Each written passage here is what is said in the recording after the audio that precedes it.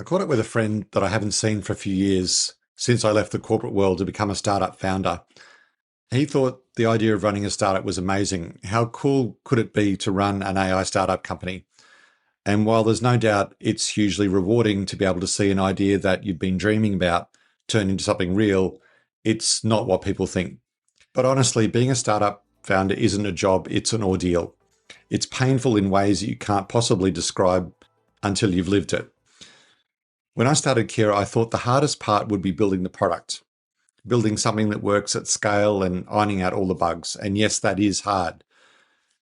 But what surprised me was that the product is only one piece. As a founder, you're also building belief in your team, belief in your customers, and in the worst days, belief in yourself. Many founders I know are extremely passionate about the problem that they solve, and they understand that problem intimately. And it's from this perspective that the technical founders build very sophisticated solutions. In the case of Kiraa, I had to learn how to use GPUs for analytics, and that was a massive learning curve for me. And I don't even know where I would start explaining how complex that is. But the biggest lesson I've learned is that nobody gives a shit. Nobody cares how complex you code or how sophisticated the logic. In fact, a complex idea doesn't sell itself, and it can actually be a big disadvantage. So while you're embracing the complexity of the solution, you also need to be a master of simplicity in communication. And I don't mean explaining the technology in simple terms. I mean in communicating the value in simple terms. So in other words, you need to learn how to listen to people's problems and communicate how your solution addresses those problems in language that makes sense to them. I know I still get far too excited about the technology, but I am getting better all the time at listening to people's problems and finding ways that I can address that problem using the technology I've created. I feel there's also a point where every technical founder reaches. If I can't explain this simply, I'm never going to be able to sell it. So even more than the technical skills, you have to learn how to communicate clearly. So I practiced over and over. I ditched the jargon and the fancy sounding technical words and started telling people stories that illustrated my point. But more importantly, I had to learn how to listen. And I had to find ways that I could translate my complexity with empathy to meet the person I'm talking to where they are, not where I am. And of course, while you're learning all that, life doesn't slow down and the problems just keep coming.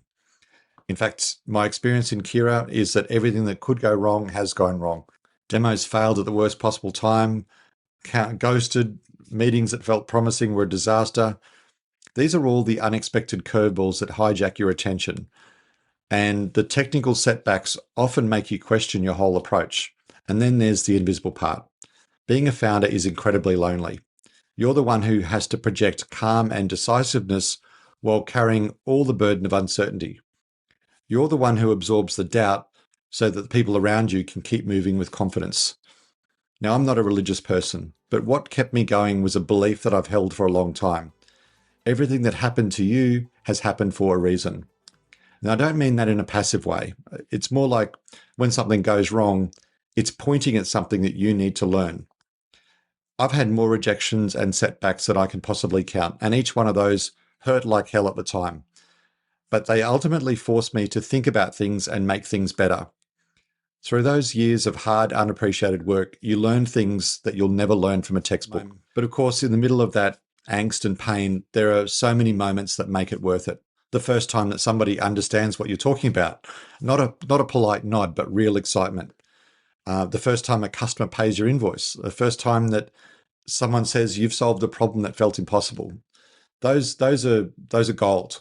But the real value is the realization that you can do much more than you thought. It teaches you that you need to back yourself and just know that you'll find a way. That's the reward that no one can give you at the beginning, and you only earn it by walking through the fire. So if you're thinking about founding a company, don't let this discourage you. Just understand that it will test you in ways that you can never imagine. It will humble you and it will change you. But the person that emerges the other side will be better and stronger as a result. Unlike a corporate job where you can stay within your comfort zone, you never get that luxury as a founder. It will force you to learn skills that you didn't expect. Selling, storytelling, negotiating, and managing your own headspace. And for this, I really like Jordan Peterson's idea that the only way is through. The only way out is through. You take more of the thing that poisons you until you turn it into a tonic that girdles the world around you. And I was like, that's fucking awesome. Only he would say that. Yeah, Oh my God. it's like apocalyptic piece of life advice. Gosh. But it's brilliant, right? And it really spoke to me, because there will be a lot of people listening who think, in some ways, I wish that I saw the world in less of a complex way. That's tough, and it's not for everyone. But I've always believed that the best founders aren't the ones who take shelter in comfort. They're the ones who step into uncertainty. They stay curious when things break and keep moving forward, even when the path disappears. They don't avoid the pain, they learn from it.